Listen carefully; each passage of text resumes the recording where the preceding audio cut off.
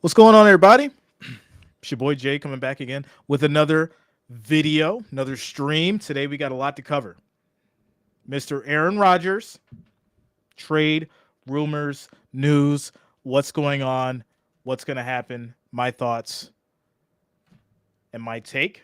Also, we're getting into Mr. Lamar Jackson and whether or not NFL collusion is playing a part in regards to where he goes and how much money he could get. And then, of course, last but not least, this man right here. This man right here, who I was just about to send in this card to get graded, Mr. Shawn Kemp himself, is in some legal trouble. Before we get started, guys, make sure you smash that like, that thumbs up. It is much appreciated. And, of course, if you are new to the channel, subscribe. Turn on your notifications. That way you'll be updated with streams and content just like this. Also, for my NBA fans, tonight at 8 p.m., we will be doing the Nets and the Bucks. So it's going to be a good night. That will be the stream tonight for the NBA, Nets, and the Bucks. All right. Before I get started, I want to give a big shout out to all the watchers, listeners, the subscribers, the Wrench Gang, as well as members of the family. Much love, respect to you all. And I hope you're all doing well today. Quick shout out to Ryan. What's going on with you, man? KD out for the rest of the regular season. Yes, it was terrible. He is class man himself. He slipped during pregame warm-ups last night. Completely threw me way off, but we can get into that as well. Shout out to Mind, Body, Spirit. What's going on with you? Dexy, jerseys restock. I'm not sure. Shout out to Bob. I haven't seen Bob in a minute. Bob, if you are out there, if you do check out this video, Parsons on the way. Jonas, it's on the way to me. Not on the way to you yet. It's on the way to me, and then it will be on the way to you. Just want to clarify that so you're not freaking out. Also, Jonas, I got you covered as well. Like I said, I'm just waiting on this claim to come through for the package that was lost in the mail, but that will be taken care of. You guys know me. I'll make sure you're all set. Moving on. You guys are already going. Already starting. Let me go ahead and get started here with this Aaron Rodgers stuff, guys, and then we will continue with the conversation. Hold your thoughts. Hold your thoughts. We will address everything that you guys want to talk about. I'll be addressing super chats also during the show. All right, here we go.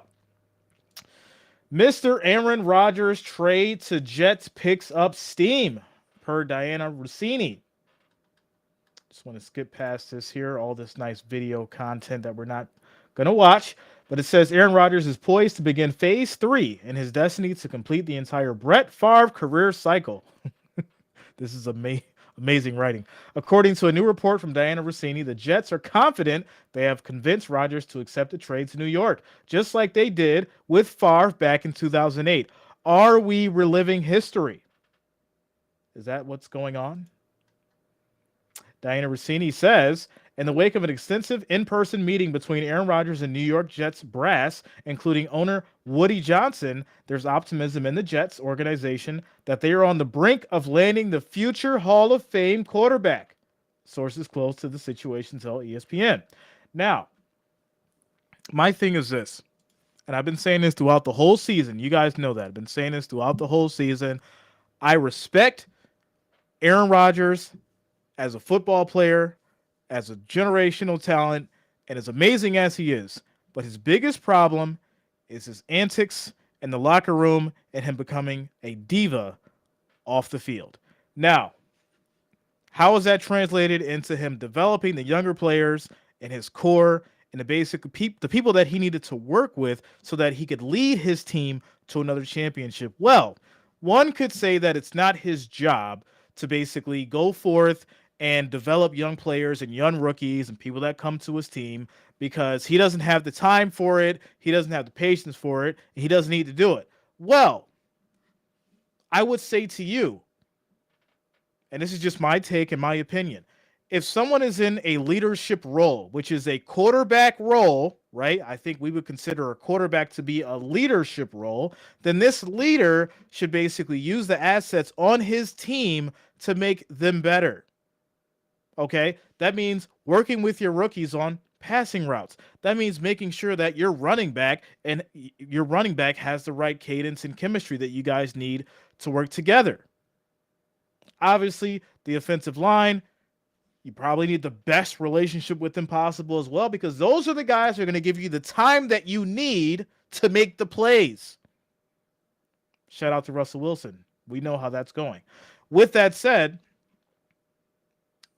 I think that Aaron Rodgers, obviously at this point in his career, needs a made team. He will have that with the Jets, and I feel like he'll end up there, and it may make sense because he'll only basically have to work into that system that the Jets have, right? Short pass game. He's going to be able to bring his arm. They're going to run. You're going to see a mix of play action and all that kind of stuff. So it will work for Rodgers in the sense of he won't have to develop as much because he'll have a team that he can just walk into, basically learn the plays, learn the system, and do what he does and be a great quarterback.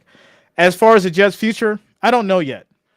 I'll have to see how that chemistry actually works and whether or not he's still going to be a diva. As we get into you guys. Shout out to George. Shout out to Kathy. Shout out to Duke. What's up, Duke? I ain't seen you in a minute. What's going on with you, man? Jerry says, question, Jay, more respect for Leonard's Raptors title or KD's Golden State title win? It's a good question. I would have to say I have more respect for Leonard's Raptors win. I just think it felt different. It felt like it was a little bit more deserved. I felt like he may have worked a little bit harder for it.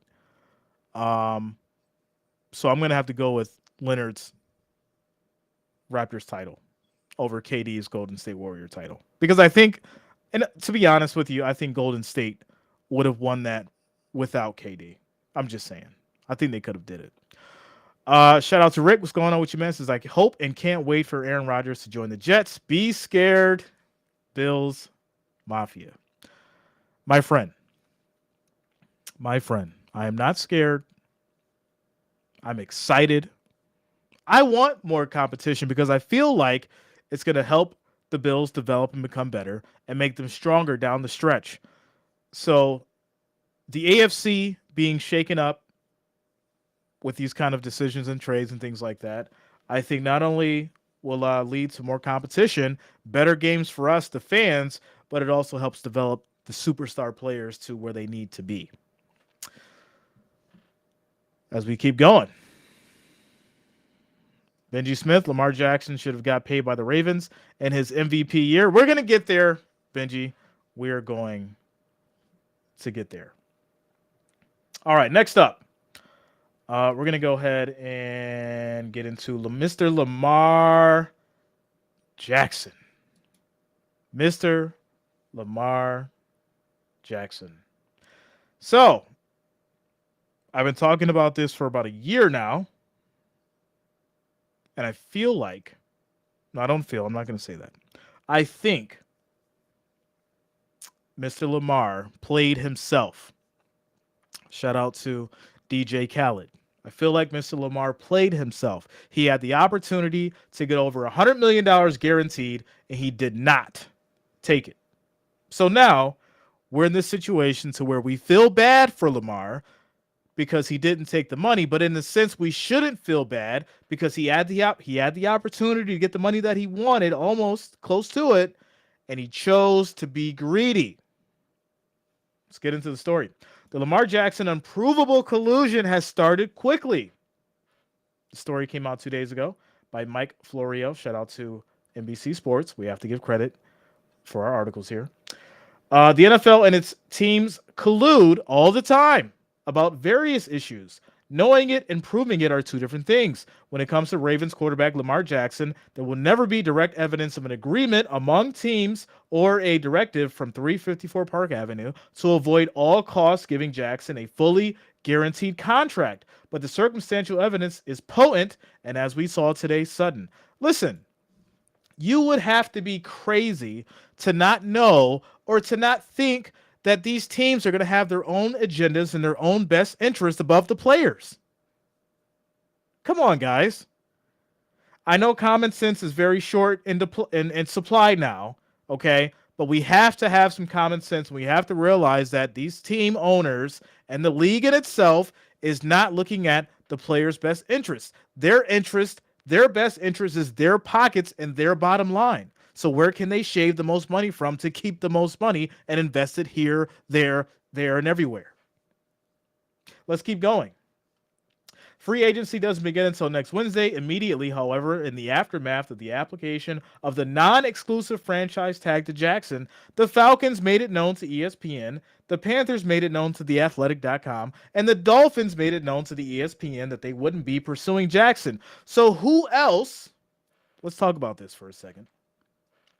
Who else would need Jackson more than the Panthers or the Falcons?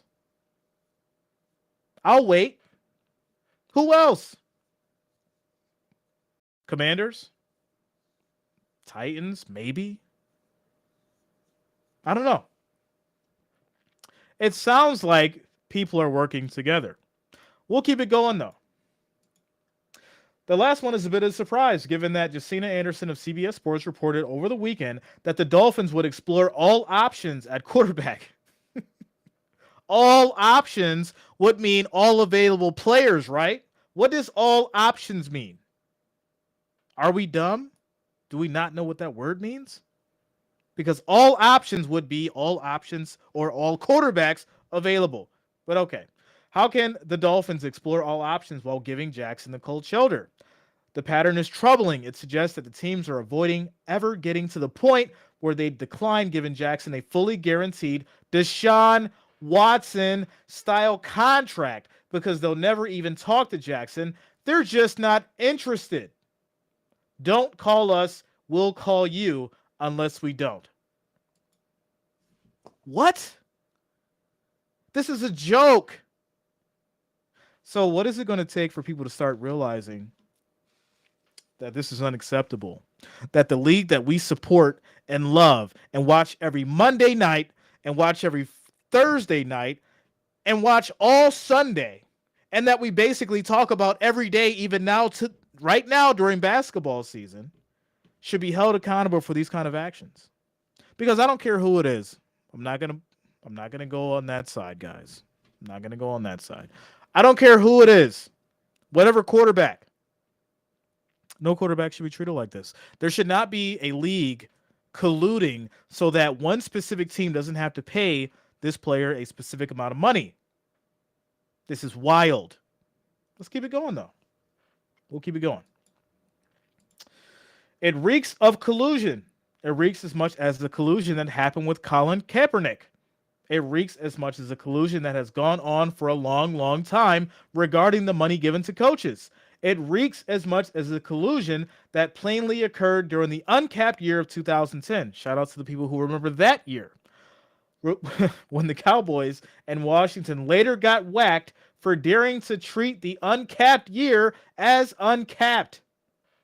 But you know, you guys forget about this kind of stuff because we just want to watch sports. We just want to be entertained. We just want to have fun. And that is the reality of it. Shout out to Luta. A-Rod going to the Jets. Yes, at least he's not going to the Bills nor the Colts. We don't want Aaron Rodgers here with the Bills. I'm just being honest with you, Luta. Just being honest with you. My goodness. All right.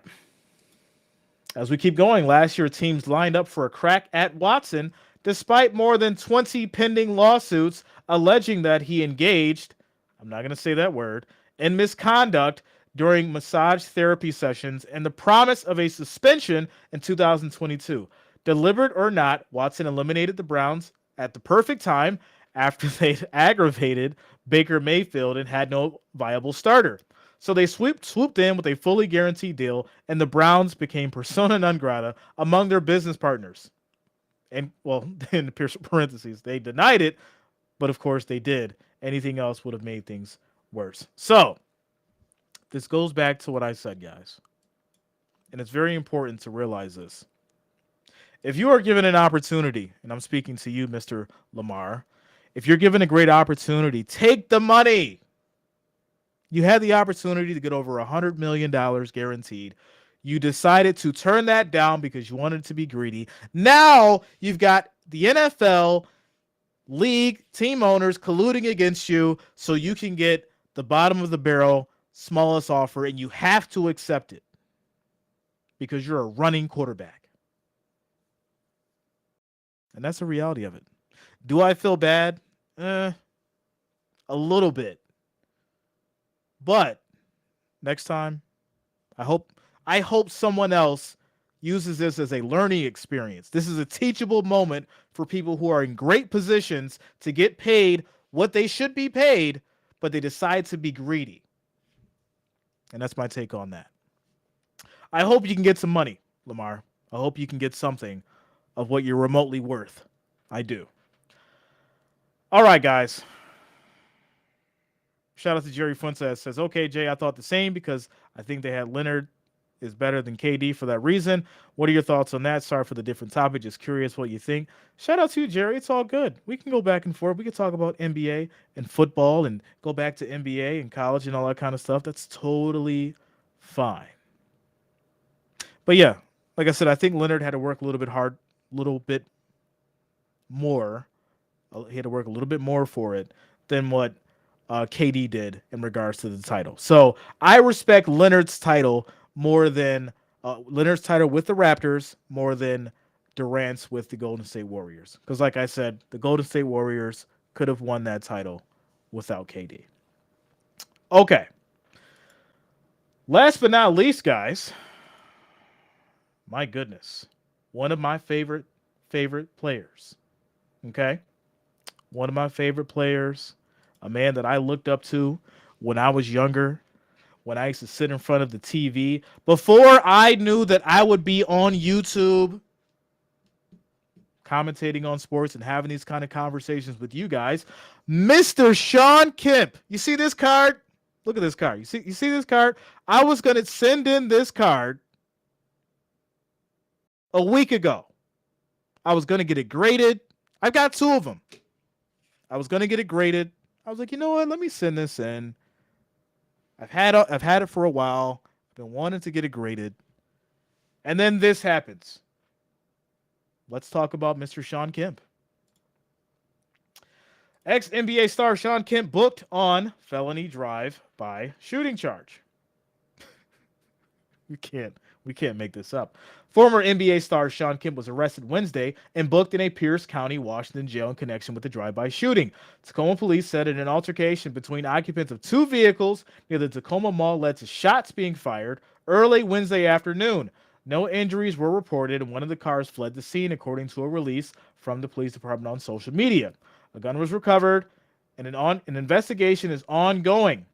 Online records for Pierce County show that Kemp, 53, was booked on a felony drive-by shooting charge at 5:58 local time, about 4 hours after the incident. Kemp was a six-time NBA All-Star who played 14 seasons in the league, including 8 with the Seattle Supersonics, who selected him 17th overall in the 1989 draft. Now, why is this story important right now? Well, I'll tell you why. Because Ja Morant is going through a situation in regards to a firearm, and we would like to say that the older players have led the way. They were role models for us. We can't always say that. We have to realize that people are human and people do make mistakes. Does that make it right? No. Should we hold them accountable? Yes. Why is Shawn Kemp out here doing these kind of things right now? We won't know.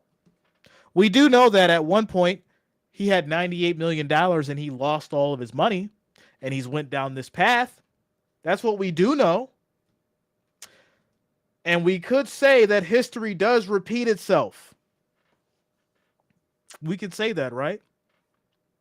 Ja Morant, worth over a couple $100 million, doing some questionable things. 10, 15 years from now, could he be going down this same path? It's possible. Could he make the proper changes to become a better person and be the influencer that he should and turn his $200 million into a billion? He could as well. The choice is in the hands of the individual. We no longer can put players in a box. Stop holding people on a pedestal. Stop putting them up there. They are individuals and they're humans just like you and I. We love to watch them on TV. We love their talent. We enjoy the entertainment from it. Stop putting these people on a pedestal. Because if they can't handle the fame and they can't handle the money, these are the kind of things that happen.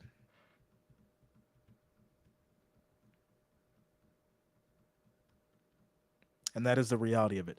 Shout out to Chris Hall. Says, can't take the streets out of people. Listen, I'm not going to sit here and brag and boast. I'm not going to tell you guys about stories and things that I've been through. But I'll tell you this. Some of the stuff that I've seen will never, ever be conveyed through this microphone. And I'll leave it at that. With that said, guys, tonight's NBA, we're doing the Nets and the Bucks. So if you have not already, make sure you hit that like, that thumbs up. It is much appreciated. I do thank each and every one of you guys for the support. Also, if you have not already, subscribe to the channel, turn on your notifications, and I will see all of you guys later tonight as we witness Brooklyn and Milwaukee. Have a good day, everybody. I'm going to get some food. I'm hungry. Got some chicken marinating. It's chicken night. Peace out to you guys. Talk to you later.